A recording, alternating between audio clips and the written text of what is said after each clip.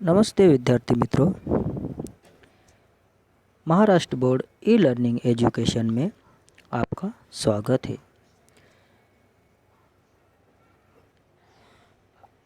आज का हमारा विषय है परिसर अध्ययन भाग 1 घटक क्रमांक 5 पारिवारिक मूल्य।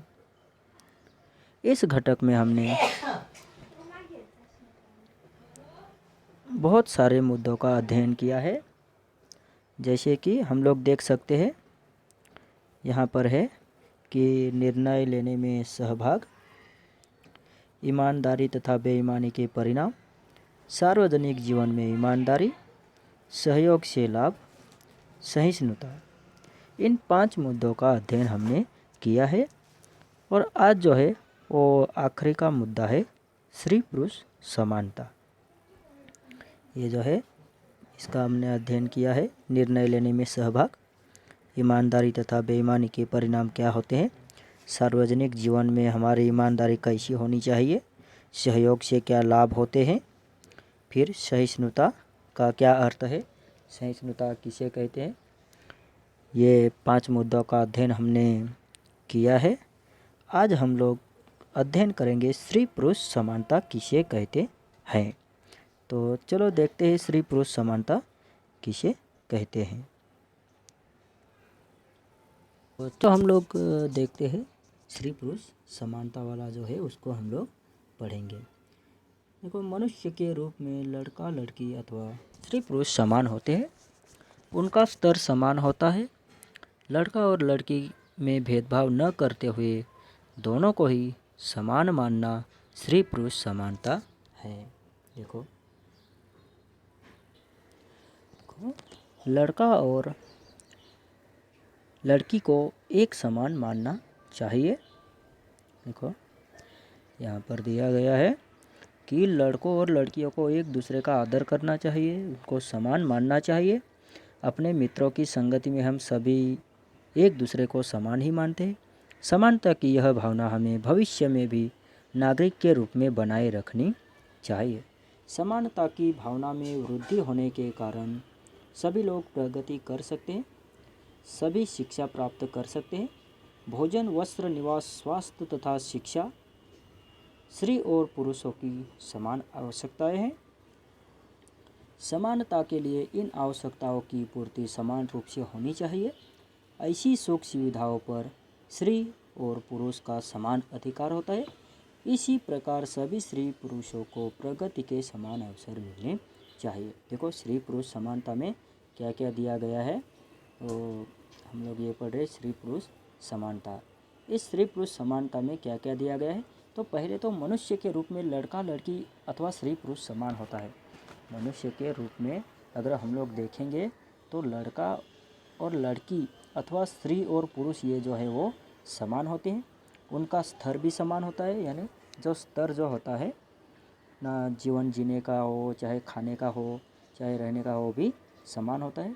लड़का और लड़की में भेदभाव न करते हुए दोनों को ही समान मानना। देखो, और लड़का और लड़की में भेदभाव न मानते हुए दोनों को समान मानना और स्त्री पुरुष समानता है। दोनों को क्या करना, दोनों को समान मानना ही स्त्री पुरुष समानता है। लड़कों और लड़कियों को एक दूसरे का आदर करना चाहिए। जो लड़के हैं वो लड़कियों को आदर करना चाहिए, लड़कियों का उन्होंने, और लड़कियां जो है उन्होंने लड़कों का आदर करना चाहिए। यानी यहाँ पर एक दूसरे ने एक दूसरे का आदर करना चाहिए। अपने मित्रों की संगति में हम सभी एक दूसरे को समान ही मानते हैं। जैसे हम लोग मित्र, हमारे मित्र रहते हैं, हमारी सहेलियाँ होती है, तो उनके संगति में हम सभी को एक दूसरे को जो है वो समान मानते हैं। समानता की यह भावना हमें भविष्य में भी, अगर समानता की ये जो भावना है ये हमें भविष्य में भी, आगे आने वाले भविष्य में भी नागरिक के रूप में हमें बनाए रखनी चाहिए और इसे रखना है। समानता की भावना में वृद्धि होने के कारण को यहाँ पर दिया गया है कि लड़का और लड़की को भेदभाव न करते हुए दोनों को समान मानना चाहिए। स्त्री पुरुष समानता है। लड़कों और लड़कियों को एक दूसरे को आदर करना चाहिए। अपने मित्रों की संगति में हम सभी एक दूसरे को समान ही मानते हैं। समानता की जो यह भावना है, यह भावना हमें भविष्य में भी रखनी चाहिए। देखो, और अगला है, समानता की भावना में वृद्धि होने के कारण सभी लोग प्रगति कर सकते हैं। और अगर समानता की भावना में वृद्धि होने के कारण सभी लोग अपनी प्रगति कर सकते हैं, सभी शिक्षा प्राप्त कर सकते हैं। भोजन, वस्त्र, निवास, स्वास्थ्य तथा शिक्षा स्त्री और पुरुषों की समान आवश्यकता है। देखो, यहाँ पर देख सकते हैं कि भोजन, वस्त्र, निवास, स्वास्थ्य तथा शिक्षा, ये जो है ये 5 चीज़ें हैं। ये 5 चीज़ें स्त्री और पुरुषों की समान आवश्यकताएं हैं। देखो, ये जो है कि भोजन, वस्त्र, निवास, स्वास्थ्य तथा शिक्षा, ये 5 चीज़ें हैं। ये स्त्री और पुरुषों की समान आवश्यकताएं हैं। समानता के लिए इन आवश्यकताओं की पूर्ति समान रूप से होनी चाहिए। और समानता के लिए इन 5 चीज़ों की जो आवश्यकताएं हैं, ये आवश्यकताओं की पूर्ति समान रूप से होनी चाहिए। जितने लड़की को मिलती है ये आवश्यकताएं, उतनी लड़कों को भी मिलनी चाहिए, या जितने लड़कों को मिलती है उतनी लड़कियों के लिए भी उसकी पूर्ति होनी चाहिए। ऐसी सुख सुविधाओं पर स्त्री और पुरुष का समान अधिकार होते हैं। और जो ऐसी सुख सुविधाएं हैं, जैसे जो वस्त्र है, भोजन है, निवास है, स्वास्थ्य है, शिक्षा है, तो इस पर स्त्री और पुरुष का समान अधिकार होता है। इसी प्रकार सभी स्त्री पुरुषों को प्रगति के समान अवसर मिलने चाहिए। और इसी प्रकार से सभी स्त्री और पुरुष को, दोनों को, जो प्रगति के जो अवसर है, वो प्रगति के अवसर समान मिलने चाहिए। मतलब उसके नीचे दिया गया है, स्त्री पुरुष समान होते हैं, इस विषय पर घोष वाक्य तैयार करो। तो हमने देखा, लड़की लड़कों में भेदभाव नहीं करना चाहिए। स्त्री पुरुष जो है वो दोनों समान है। दोनों को सभी आवश्यकताओं की पूर्ति होनी चाहिए। जो भी है, शिक्षा है, भोजन है, वस्त्र है, निवास है, स्वास्थ्य है, इन सभी की आपूर्ति दोनों के लिए बराबर समान होनी चाहिए। और स्त्री पुरुषों को प्रगति के जो अवसर है वो भी समान मिलने चाहिए। अब है कि स्त्री पुरुष समान होते, इस पर घोष वाक्य तैयार करो। चलो हम लोग देखते हैं, इस पर हमने घोष वाक्य तैयार किए हैं, उनको देखेंगे। ये हम लोग देख सकते हैं कि पहला है, स्त्री पुरुष ईश्वर की अनुपम कृति, असमानता रखकर न करो विकृति। दूसरा है, स्त्री पुरुष में समानता रखिए, स्त्रियों के अधिकारों को बढ़ावा दीजिए। तीसरा है, स्त्री पुरुष में जो राष्ट्र समानता रखेगा वह राष्ट्र विकास कहलाएगा। चौथा है, स्त्रियां नहीं है पुरुषों से कमतर, स्त्रियों का देश के विकास में है योगदान बराबर।